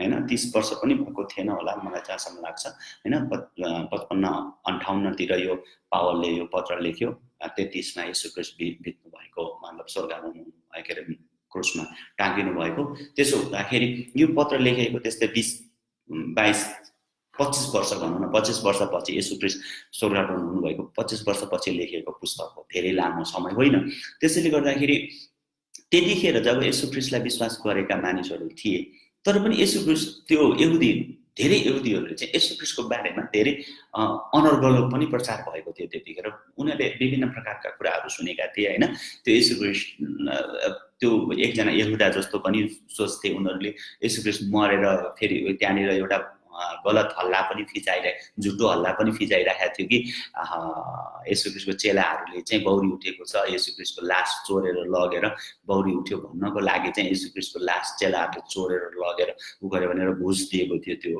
रोमी सिपाहीहरूलाई हैन त्यो पनि हल्लाहरू चलिरहेको येशू ख्रीष्टको बारेमा चाहिँ उनीहरूको सेन्स चाहिँ के थियो भन्दाखेरि परमेश्वरको पुत्र हुनुहुन्छ भन्ने कुरा चाहिँ उनीहरू के थियो कमजोर थिए उनीहरू विश्वास गर्न सक्दैन थिए त्यतिखेर त्यसैले पावलले यहाँनिर भन्दैछ कि त्यो सुसमाचार जुन सुसमाचार म तिमीहरूसँग बात गर्न चाहन्छु जुन सुसमाचार म तिमीहरू कहाँ लिएर आउन चाहन्छु त्यो सुसमाचार चाहिँ परमेश्वरको पुत्र येशू ख्रीष्टको बारेमा हो शरीर अनुसार चाहिँ उहाँ चाहिँ फेरि के हुनुभयो दाउदको वंशमा जन्मिनु भयो भनेर त्यहाँको अब धेरै जनाले चाहिँ फेरि के विश्वास गर्दैन थियो भने दाउदको वंशमा जन्मिने कुरा प्रति यो चाहिँ परमेश्वरको पुत्र भनेर अन्य जातिलाई पनि त्यहाँनिर उले समेट्न खोज्यो र दाउदको वंशबाट भनेर उले चाहिँ यहुदीहरूलाई पनि समेट्न खोज्यो के यहाँ हैन किनभने दाउदको वंशबाट नै हैन त्यो ठुटो हाँगा आउँदैछ भनेर यहुदीहरूलाई त थाहा थियो हैन त्यसैले यहुदीहरू यहुदी पाठकहरूको लागि पनि यहाँनिर उसले चाहिँ बोलिरहेको छ कि त्यसैले गर्दाखेरि यो दुईपल्ट अब अहिले हाम्रो लागि यो अर्थ सेम अर्थ लाग्न सक्छ त भन्दाखेरि लाग्दैन। त्यही अर्थ जुन के भन्छ रोमीका विश्वासीहरूलाई लाग्थ्यो नि त्यही अर्थ अहिलेको अहिले हामीले के बुझ्छौँ भन्दाखेरि हामीले त अहिले त थाहा छ नि त, हामी येशू ख्रीष्टकै सुसमाचार हामीले सुन्यौँ हैन, त्यहाँ येशू ख्रीष्टको सुसमाचारको बारेमा हामीलाई फेरि त्यहाँ भन्नु परेन। तर यहाँनिर हामीले दुईटा कुरा चाहिँ हामीले सिद्धान्त थाहा पाउन सक्छौँ यसबाट। एउटा सिद्धान्त के हो भन्दाखेरि परमेश्वर प्रभु येशू ख्रीष्ट चाहिँ पूर्ण परमेश्वर हुनुहुन्छ, पूर्ण 100% परमेश्वर हुनुहुन्छ र प्रभु येशू ख्रीष्ट चाहिँ 100% मानिस हुनुहुन्छ भनेर यसले देखाउँछ। त्यसैले यो सिद्धान्त पनि यहाँनिर हामी देख्न सक्छौँ। अहिले हाम्रो लागि ती कुराहरू हामी जान्न सक्छौँ। हो त्यसरी हामीले कसलाई लेखेको त्यो लेखेको व्यक्तिको मौलिकता चाहिँ हामीले थाहा दिनु पर्यो, ध्यान दिनु पर्यो क्या त्यसलाई चाहिँ। त्यसलाई ध्यान दिइसकेपछि बल्ल त्यसको अर्थ चाहिँ मिनिङफुल हुन सक्छ र ओरिजिनल मिनिङ हामी पाउन सक्छौँ है त। अब अर्को चाहिँ अर्थाउने प्रक्रियाको लागि यहाँ विचार गर्नुपर्ने 3वटा क्षेत्रहरू छ। अर्थ लगाउँदा हामीले 3वटा कुरालाई चाहिँ ध्यान दिनु पर्यो है त। अर्थ लगाउँछौँ नि हामी जब बाइबलको अर्थ खोल्छौँ नि, यो पदले यस्तो भने होला भनेर जब हामी अर्थ खोल्छौँ भने यहाँ चाहिँ हामीले 3वटा कुरालाई ध्यान दिनु पर्यो। एउटा कुरा साहित्यिक संरचना हैन, साहित्यिक संरचना अर्थात् यसले जुनै पनि व्यक्तिलाई संरचना कसरी भएको छ, अर्थाइएको छ भनी बुझ्न सहयोग गर्छ। के पुस्तक भौगोलिक तरिकाले संरचना गरिएको छ, प्रेरितको पुस्तक, अनि त्यसपछि घटनाक्रम लुकाको पुस्तक, भौगोलिक अवस्था रुथको पुस्तक, तर्कयुक्त रोमीको पुस्तक तर्क मात्र छ हैन, हामी तर्कयुक्त पुस्तक भन्छ यसलाई। चिठीको रूपमा एफिसीको पुस्तक, चिठीको रूपमा लेटरको रूपमा हामी थाहा गर्नु पावलको, नाटकको रूपमा लेखिएको पुस्तक चाहिँ प्रकाशको पुस्तक हैन, नाटकको रूपमा लेखिएको छ प्रकाशको पुस्तक हो। त्यो साहित्यिक संरचना कस्तो खालको छ, भौगोलिक तरिकाको पुस्तक हो कि त्यो हैन, घटनाक्रम लेखिएको पुस्तक हो कि त्यो चिठीको रूपमा लेखिएको पुस्तक हो कि नाटकको रूपमा लेखिएको पुस्तक हो कि तर्क संगत पुस्तक हो कि भनेर चाहिँ हामीले त्यो पुस्तकको बारेमा चाहिँ साहित्यिक संरचना जुन त्यसको छ नि, संरचना छ नि, त्यो चाहिँ पत्ता लगाउनु पर्यो, पहिले ध्यान दिनु पर्यो त्यसलाई चाहिँ। दोस्रो चाहिँ ऐतिहासिक वातावरण। ऐतिहासिक वातावरण भनेको इतिहासमा यो कहिले भयो, अर्थात् यो घटना जुन पुस्तक लेख्दैछ अर्थात् रुथको पुस्तक कहिले लेखिएको होइन, त्यसको ऐतिहासिक तथ्य हामीले पत्ता लगाउनु पर्यो।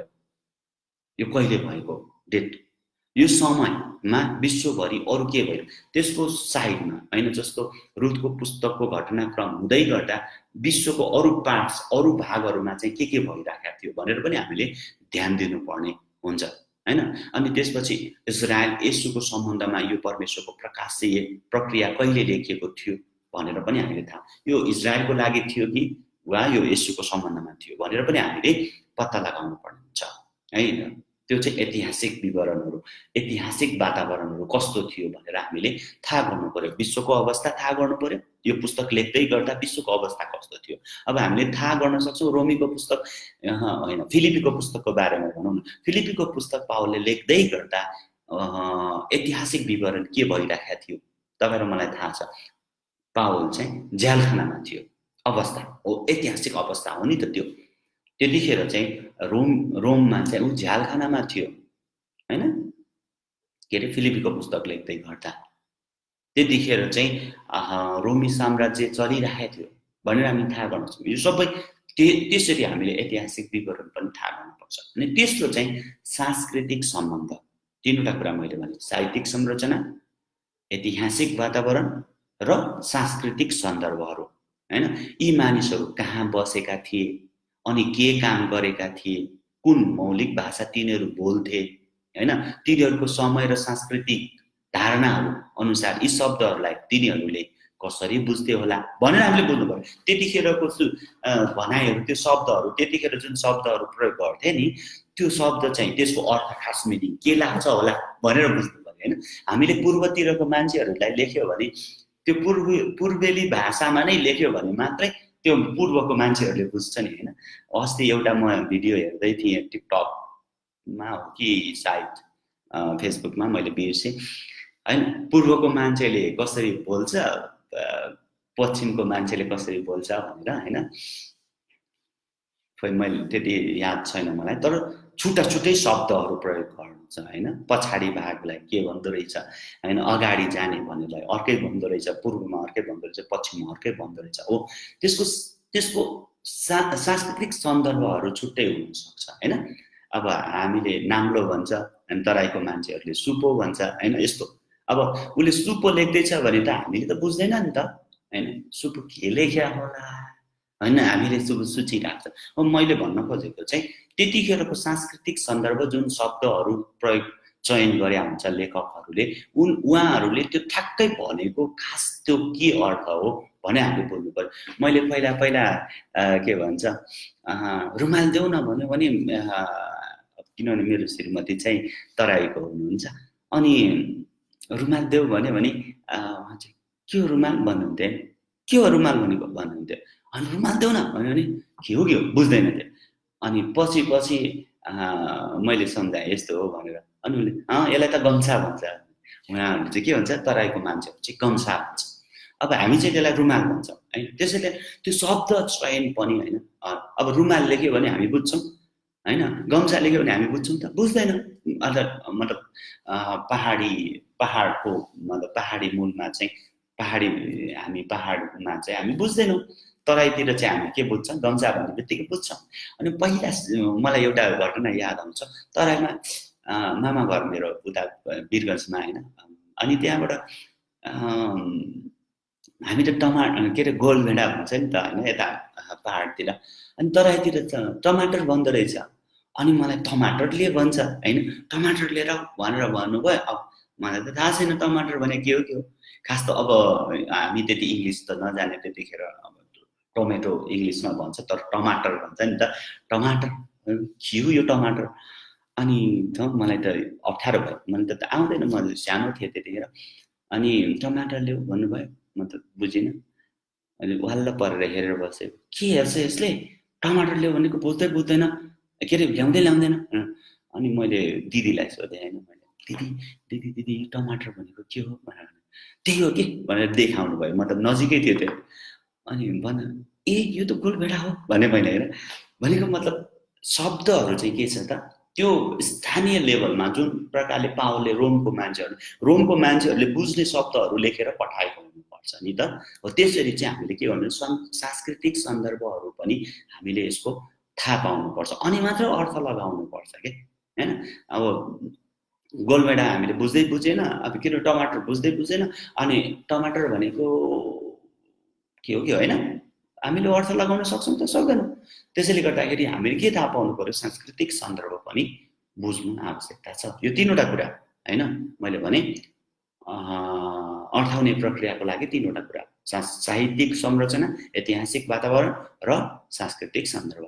अब धर्मशास्त्र अर्थ्याउँदा त्यसको अर्थलाई निर्धारण गर्नका लागि निम्न प्रश्नहरू पनि सोध्नु पर्यो। अब त्यसलाई चाहिँ तपाईले विशेष तरिकाले प्रश्नहरू सोध्नु पर्यो। विशेष शब्द वा भनाइले के अर्थ दिन्छ भनेर प्रश्न गर्नु पर्यो। विशेष शब्द वा भनाइले के अर्थ दिन्छ, त्यसपछि त्यो कार्य वा घटना कथन कहिले भयो समय हामीले खोजी गर्नु पर्यो। त्यसपछि लेखकले यो किन समावेश गर्यो, किन यो लेखकले यो भन्दैछ भनेर हामीले सोध्नु पर्यो। पाठकहरूले के बुझेको होला, त्यतिखेरको त्यो सुन्ने मान्छेहरूले जसले पढ्यो यो पुस्तक, त्यो पढेको मान्छेहरूले के बुझ्यो होला भनेर त्यो मान्छेहरूको एस्पेक्टबाट हामीले बुझ्नुपर्छ के। हाम्रो एस्पेक्टबाट हामीले त्यो अर्थ खोल्ने होइन, बुझ्ने होइन। जो मान्छेहरूले पाएर उनीहरूले त्यो बुझेका छन्, त्यो मान्छेहरूले के बुझे भनेर हामीले बुझ्ने हो के, तब मात्र सही अर्थ लाग्छ है। त्यसैले त्यो चाहिँ हामीले पत्ता लगाउनु पर्यो। यो पदको जटिलता के हो, यसमा यो पदमा जटिल अवस्था होइन, कठिनाइ अवस्था के छ भनेर हामीले सोध्नु पर्यो। त्यसपछि यसबाट हामीले कस्ता सिद्धान्तहरू देख्न सक्छौँ, अघि नै भन्यो भने कति सिद्धान्तहरू चाहिँ थियोलोजी हैन, थियोलोजी भन्छ त्यसलाई, कति प्रिन्सिपलहरू भनौँ न, कति सिद्धान्तहरू चाहिँ, कस्तो सिद्धान्तहरू चाहिँ यहाँनिर छ भनेर पनि हामीले अर्थ लगाउनु पर्ने हुन्छ। धर्मशास्त्र अर्थ्याउने सिद्धान्त भन्छ यसलाई, प्रिन्सिपल अफ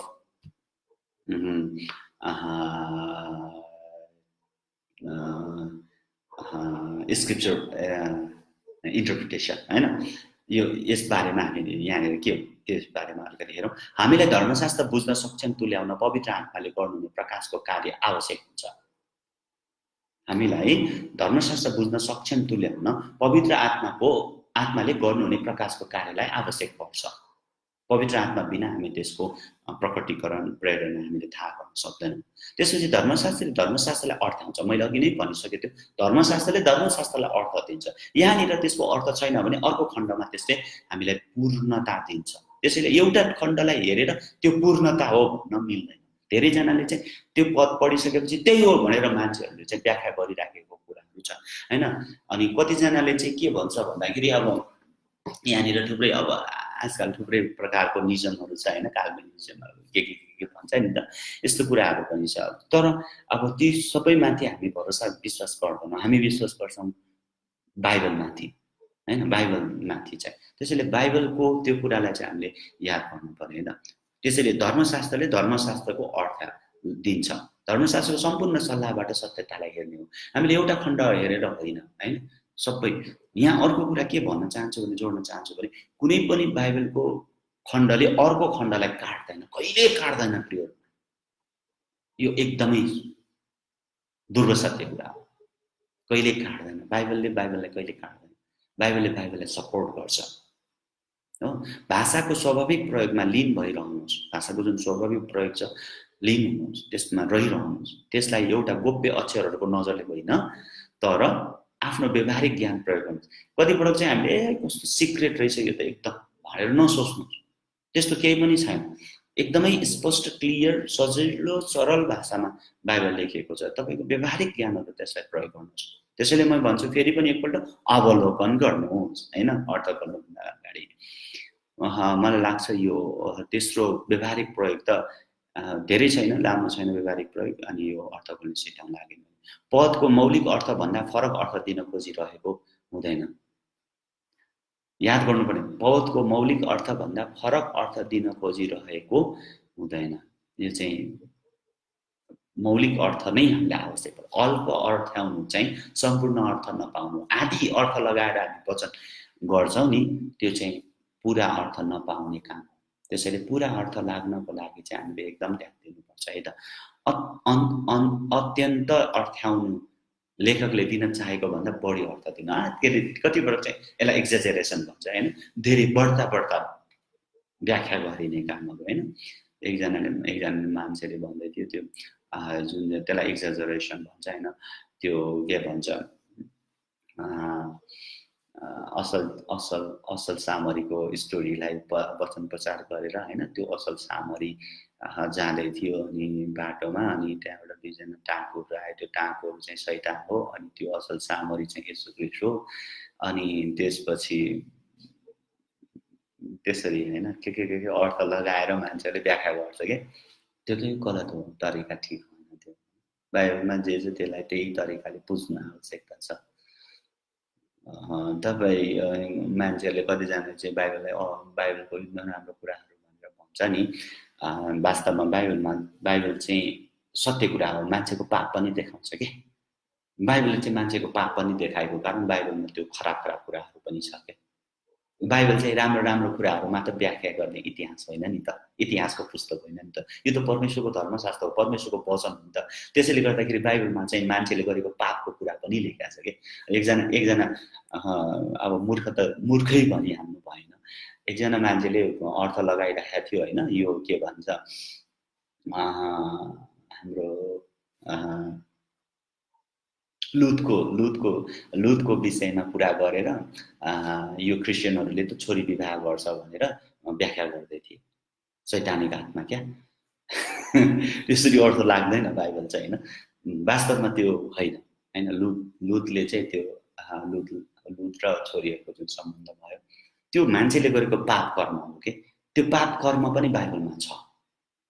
मान्छे पापी छ भनेर परमेश्वरले देखाउन चाहनुहुन्छ।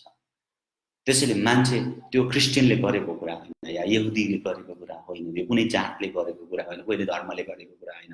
त्यो हरेक मानवीय स्वभाव हो भनेर देखाउनको लागि बाइबलमा छ। इभन दो के भन्छ दाउद जस्तो पवित्र अनि परमेश्वरको मित्रले पनि पाप गरेको छ। त्यसैले बाइबल चाहिँ के छ भन्दाखेरि कुनै एउटा व्यक्तिलाई सपोर्ट गर्नको लागि लेखेको होइन। यो बाइबल चाहिँ तपाईँले यो नसोच्नुहोस् कि यो क्रिस्चियनलाई सपोर्ट गर्नलाई लेखेको हो भनेर होइन। बाइबलले क्रिस्चियनलाई सपोर्ट गर्दैन। बाइबलले कुनै एउटा जातिलाई सपोर्ट गर्दैन। बाइबलले चाहिँ परमेश्वरलाई मात्र सपोर्ट गर्छ। परमेश्वर मात्र सत्य हुनुहुन्छ, परमेश्वर मात्र सिद्ध हुनुहुन्छ, येशू ख्रीष्ट मात्र मुक्तिदाता हुनुहुन्छ, येशू ख्रीष्ट मात्र सिद्ध हुनुहुन्छ, येशू ख्रीष्ट मात्र उद्धारकर्ता हुनुहुन्छ भनेर देखाउनको लागि लेखिएको हो। हैन, मान्छे हरेक मान्छेहरू इभन दो तिनीहरू क्रिस्चियन होस् चाहे नन क्रिस्चियन होस् चाहे जुनसुकै जातिको मान्छे होस् जुनसुकै धर्मका मान्छेहरू हुन्, ती प्रत्येक मान्छेको अवस्था कस्तो छ भनेर बाइबलले देखाएको छ। चाहे त्यो जुनसुकै धर्मको मान्छे होस्, त्यो हरेक व्यक्तिहरू चाहिँ मान्छे हो। इभन क्रिस्चियनहरू पनि मान्छे हो, अनि त्यो मान्छेहरूमा चाहिँ विकनेसेसहरू छ भनेर हामीले त्यो देखाउनलाई बाइबल लेखेको छ के। यहाँ चाहिँ त्यो इतिहास जस्तो मान्छेले सोच्छन् के, हैन, राजाहरूको लागि लेखेको इतिहास होइन यो बाइबलको पुस्तक चाहिँ, हैन। यो चाहिँ मान्छेको रियल अवस्था, परमेश्वरको रियल अवस्था, हैन, पृथ्वीको सृष्टि, यो सबैको रियल अवस्थाहरू लेखिएको भएको कारण यहाँनिर के मान्छेले गरेको खराब कुराहरू पनि लेखिएको छ। त्यो क्रिस्चियनले गरेको होइन। लुत र लुतको छोरीको जुन सम्बन्ध भयो, दाउद राजाले गरेको व्यभिचारको जुन घटनाहरू छन्, हैन, ती घटना चाहिँ के होइन, यो क्रिस्चियनले गर्ने घटना होइन, मान्छेले गर्ने घटना हो, मान्छेको जीवनमा हुने घटना हो त्यो, र मान्छे चाहिँ त्यस्तो प्रकारको छ भनेर देखाउनको लागि लेखिएको हो। प्रियहरू, यो कुरा बुझ्नुस् है। म योबाट म अभिषेक जोशीलाई पनि यो उत्तर दिँदैछु। त्यसकारण चाहिँ अभिषेक जोशी तपाईले बुझ्नुस्, त्यो तपाईको पनि अवस्था त्यस्तै हो, तपाई पनि त्यस्तै हुनुहुन्छ हो। तपाई लुतले जस्तै तपाईले छोरीलाई विवाह गर्नुहुन्न होला, तर तपाई लुत भन्दा कम्तीको मान्छे होइन। अनि म पनि त्यस्तै प्रकारको खराब मान्छे हुँ, हामी खराब छौँ। त्यसैले हामीलाई येशू ख्रीष्ट मुक्तिदाताको रूपमा चाहिएको हो, त्यसकारण हामीले येशू ख्रीष्टलाई विश्वास गर्नु परेको हो। यो भनेर म तपाईलाई अर्थको के भन्छ जवाफ पनि दिन चाहन्छु। त्यसैले बाइबललाई त्यसरी अर्थ नलगाउनुहोस् प्रिय। बाइबललाई त्यसरी तपाईको मनपरी अर्थ लगाउन पाइँदैन। अनि बाइबल चाहिँ परमेश्वरको वचन हो, यो मान्छेको वचन होइन, अनि मान्छेको सपोर्टको लागि लेखिएको पनि होइन। यो कुरालाई तपाईले बुझिदिनुस्, ओके। र अब यहाँ भन्दछ आदि अर्थ नलगाउनुहोस्। मान्छेले धेरै आदि अर्थ लगाएर बिग्रिया छ। त्यसैगरी अनि धेरै अर्थ लगाइदिन्छ। मैले अघि पनि भन्छु, बढ्ता अर्थ लगाइदिन्छ के। त्यो लुतले गरेको व्यभिचारको कुरालाई त सबै क्रिस्चियनहरूले गरेको भनिदिन्छ के। त्यो काहीँ मिनिङ छ? त्यो मूर्खता हो कि। त्यो म भन्छु मूर्खता, हाम्रो मानिसको मूर्खता हो त्यसरी अर्थ लगाउनु। त्यसैले तपाईले बाइबललाई चाहिँ एक्जाजरेसन नगर्नुहोस् हैन, धेरै अर्थ नगर्नुहोस्। भन्न खोजेको भन्दा बढी नबुझ्नुहोस्। धेरै मान्छेहरू चाहिँ के भन्छ, गर्दा अलङ्कार बुझ्छु म भन्छ नि, यो खराब हो कि। बाइबल पढाइ र बाइबलको अर्थ खोल्नु चाहिँ यो खराब उखान हो।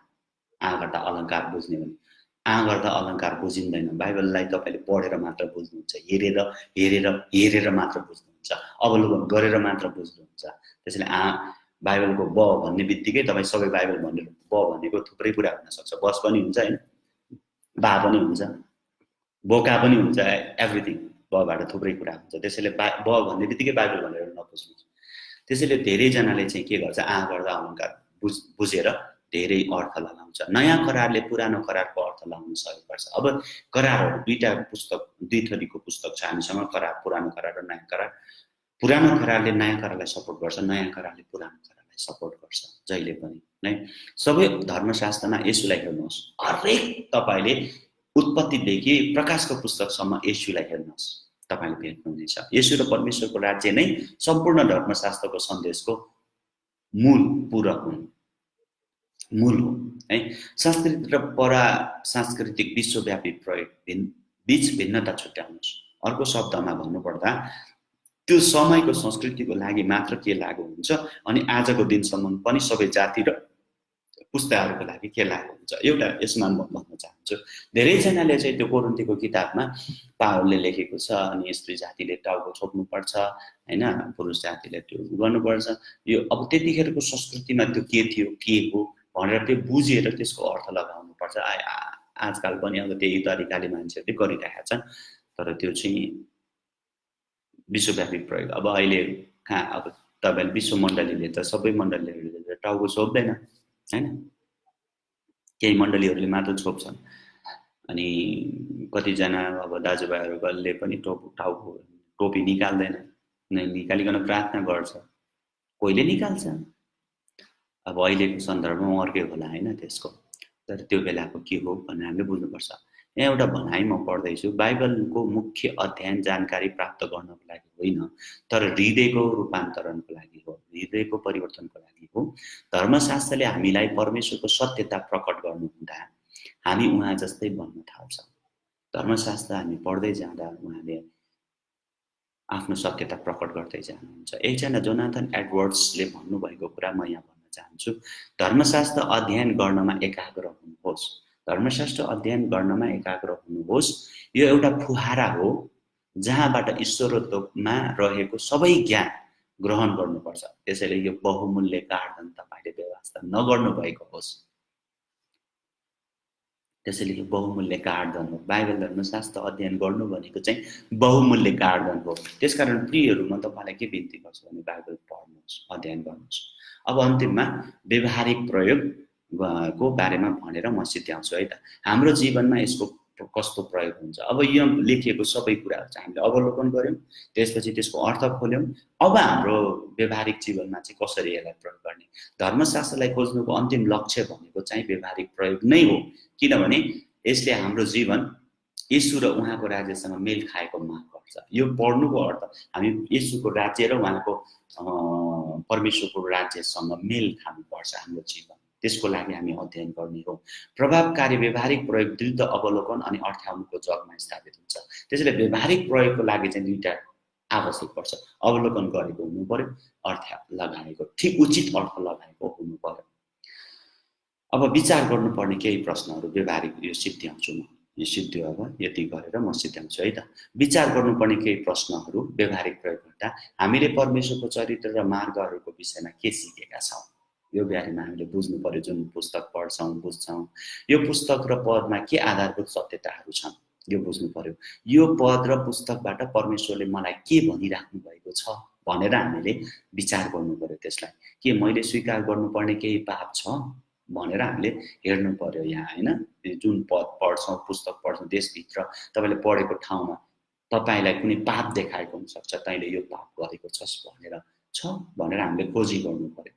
के म लीन भइरहनका लागि प्रतिज्ञाहरू छन्, अर्थात् मेरो लागि यहाँ केही प्रतिज्ञा छ या कुनै यस्तो प्रतिज्ञा खालको कुराहरू छ, प्रमिसेसहरू छ भनेर हामीले खोजी गर्नु पर्यो। जुन प्रमिसलाई चाहिँ म पक्रिराख्न सकौँ हैन। के मैले पछ्याउनको लागि केही उदाहरणहरू दिएको छ। अब यहाँ हामीले त्यो उदाहरणहरू हेर्नु पर्यो। अब हामीले यहाँ उदाहरण हेर्यो भने एक अध्यायको मैले उदाहरणमा चाहिँ मलाई मनपर्ने सबैभन्दा चाहिँ यहाँनिर 8 पद, सर्वप्रथम म मेरा परमेश्वरलाई येशू ख्रीष्टद्वारा तिमीहरू सबैका निम्ति धन्यवाद चढाउँछु, किनकि तिमीहरूका विश्वासको कुरा सारा संसारमा प्रचार भएको छ। सारा संसारमा तपाईको विश्वास प्रचार भएको होस्। अनि त्यो चाहिँ मेरो लागि उदाहरण, मेरो विश्वास चाहिँ ख्रीष्टमा मैले राखेको विश्वास चाहिँ प्रचार होस् हैन। त्यो उदाहरण रोमीको मान्छेहरूको उदाहरण मैले पछ्याउनु पर्यो। के मैले पालन गर्नुपर्ने आज्ञाहरू छन्, केही छ आज्ञाहरू छ भने पनि हैन। यहाँ चाहिँ के छ, आज्ञाहरू छन् त यहाँ थुप्रै हैन, थुप्रै आज्ञाहरू छ। त्यो आज्ञाहरू पनि हामीले पत्ता लगाउनु पर्यो। अनि के मैले पाउनुपर्ने केही ज्ञान छ, केही ज्ञानको कुरा, त्यो पनि हामीले खोजी गर्नु पर्यो हैन। अनि यो मेरो विचार र प्रवृत्तिको शैली साथै मेरो कार्यहरूमा कसरी लागू गर्ने, दैनिक जीवनमा कसरी यसलाई प्रयोग गर्ने भनेर पनि विचार गर्नु पर्यो। यो कसरी मेरो सम्बन्धमा लागू हुन्छ, कति कुराहरू मेरो लागि उचित छ, कति कुरा मेरो लागि उचित छैन हैन। त्यो कुराहरू पनि हामीले थाहा गर्नु पर्यो। अनि उचित भएको कुरा चाहिँ हाम्रो जीवनमा प्रयोग गर्नु पर्यो, उचित नभएको कुरा चाहिँ हाम्रो जीवनमा प्रयोग गर्नु भएन हैन। लुतले गरे जस्तो कुरा हामीले गर्नु भएन, दाउदले गरेको जस्तो नराम्रो कुरा गर्नु भएन हैन। पत्रुसले गरेको जस्तो येशू ख्रीष्टलाई इन्कार गरे जस्तो अब हामीले येशू ख्रीष्टलाई इन्कार गर्नु भएन। यो त इन्कार गर्न नहुने कुरा हो नि त। यो मेरो लागि लागू हुँदैन। त्यो पत्रुसको लागि त्यतिखेर लागू भयो, अब मेरो लागि लागू हुन्छ त त्यही कुरा हुँदैन। त्यसैले त्यो कुराहरू चाहिँ नहुन सक्छ है। त्यो कुरालाई पनि ध्यान दिनु पर्यो। मेरो जीवनमा मैले कस्तो परिवर्तन गर्नुपर्छ अनि म कसरी त्यसलाई पूरा गर्न योजना बनाउँछु भनेर पनि हामीले हेर्नु पर्यो। अब अन्तिममा तपाईको जीवनमा धर्मशास्त्रको पदलाई लागू गर्दा परमेश्वरले तपाईलाई प्रक्रियामा अगुवाई गर्नुहुँदा उहाँको स्वरलाई सुन्नुहोस्। याद गर्नुहोस् कि उहाँले सुरु गर्नुभएको काम उहाँले पुरा गर्नुहुनेछ, गर्ने प्रतिज्ञा गर्नुभएको छ। फिलिपी 1 को 6 पद, म फिलिपी 1 को 6 पद पढेर सिद्ध्याउँछु है त। फिलिपी 1 को 6 पद, 1 को 6 पद है त। मलाई यो दृढ विश्वास छ जसले तिमीहरूमा एउटा असल काम सुरु गर्नुभयो उहाँले नै येशू ख्रीष्टको दिनमा त्यो पुरा गर्नुहुनेछ। आमेन। के भन्दछ भन्दाखेरि मलाई यो दृढ विश्वास छ कि जसले तिमीहरूमा एउटा असल काम सुरु गर्नुभयो उहाँले नै येशू ख्रीष्टको दिनमा त्यो पुरा गर्नुहुनेछ। उहाँले हाम्रो जीवनमा एउटा असल काम सुरु गर्नुभएको छ, त्यो येशू ख्रीष्ट। मेरो असल काम चाहिँ येशू ख्रीष्टमा विश्वास हो। अरु त मेरो केही पनि असल काम नहुन सक्छ, तर मेरो असल काम चाहिँ येशू ख्रीष्टमा विश्वास हो। त्यो चाहिँ येशू ख्रीष्टले त्यो मेरो जीवनमा सुरु गर्नुभएको छ अनि उहाँले ख्रीष्टले नै ख्रीष्टको दिनमा पुरा गर्नुहुनेछ। त्यसैले तपाईको जीवनमा पनि त्यो कुरा ख्रीष्टले पुरा गर्नुहुनेछ। प्रभुले तपाईलाई प्रशस्त आशीष दिनुभएको होस्। धेरै धेरै धन्यवाद। धेरै बेरसम्म 1 घण्टा 15 मिनेट गएछ त्यसको लागि। अनि तपाईले यसलाई हेर्नुहोस् अनि त्यहाँबाट तपाईलाई मन पर्यो र यसरी पढ्नुभयो तपाईले सेयर गर्नुहोस् हैन। तपाईले तपाईको टाइमलाइनमा सेभ गरिराख्नुहोस् अनि तपाईले यो हेर्दै तपाईले त्यो बाइबल पढ्न सक्नुहुन्छ। प्रियहरू, जब तपाईले बाइबल पढ्नुहुन्छ तपाई यसरी यो तरिकाले पढ्नुहुन्छ तपाईले धेरै धेरै कुरा तपाईले बाइबललाई बुझ्न सक्नुहुन्छ है त। प्रभुले तपाईलाई प्रशस्त आशीष दिनुभएको होस्। म छोटो तपाईहरु जो जति हेर्दै हुनुहुन्थ्यो तपाईहरुको लागि म छोटो प्रार्थना गर्न चाहन्छु र यो बेलुकी भइसकेको अवस्था छ, 11 बजिसकेको अवस्था छ। धेरै जना त सुतिसक्यो होला, तर म आउनु पर्ने भएको कारण म ढिला भए पनि आएँ। म एकछिन तपाईहरु जो जति हेर्दै हुनुहुन्छ म प्रार्थना गर्छु। यो पेन्डेमिक अवस्थाको लागि पनि म छोटो प्रार्थना गर्छु र म सिद्ध्याउँछु। प्रभु परमेश्वर पिता, म तपाईलाई धन्यवाद दिदछु। आज फेरि यो फेसबुक लाइभमा म आएको छु, आउनु पाएको छु। अनि जसरी यो दिनहरुमा तपाई हामीसँग बोल्दै हुनुहुन्छ, तपाईले हामीलाई धेरै कुराहरु सिकाउँदै हुनुहुन्छ। तपाईको उपस्थितिले हामीलाई आनन्द दिइराख्नु भएको छ। तपाईको उपस्थितिले हामीलाई सहायता गरिराख्नु भएको छ। तपाईले हामीलाई दैनिक रूपमा मनमा जुटाइराख्नु भएको छ, हाम्रो भोजन जुटाइराख्नु भएको छ।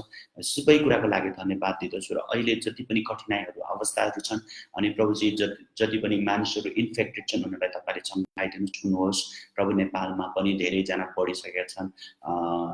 हिजोको दिनसम्म जुन 1424 जना इन्फेक्टेड भइसकेका छन्, तिनीहरु निको पार्ने परमेश्वर तपाई हुनुहुन्छ।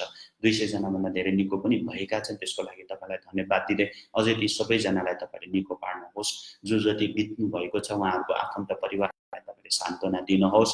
र यतिखेर म प्रार्थना गर्दछु जुन बाइबल स्टडी गर्ने तरिका मैले यहाँनिर शेयर गरेको छु तपाईको प्रियजनहरुसँग, प्रभु तपाईले आफ्नो छोराछोरीहरुलाई तपाईको धर्मशास्त्र बुझ्नलाई ज्ञान बुद्धि दिनुहोस्। जो जतिले हेर्दै हुनुहुन्छ उहाँको जुनसुकै अवस्था भए तापनि प्रभु तपाईले छुटकारा दिनुहोस्। कोही बिमार होला, कोही कष्ट होला, कोही समस्या होला, कोही चिन्तित होला, कोही फिक्रीमा हुनुहुन्छ होला, हरेकलाई तपाईले छुटकारा चंगाइ दिनुहोस्, विजय दिनुहोस् प्रभु, र तपाईको महिमा भएको होस्। प्यारो पिता, तपाईलाई धन्यवाद दिँदै अहिले विश्वमा जति पनि मानिसहरु इन्फेक्टेड छन् हाम्रो देश नेपाल मात्र होइन विश्वमा, उनीहरुलाई तपाईले छुनुहोस्, चंगाइ गर्नुहोस्, निको पार्नुहोस्। अनि चाँडोभन्दा चाँडो यसको एन्टी भ्याक्सिन तयार हुन सकेको होस्।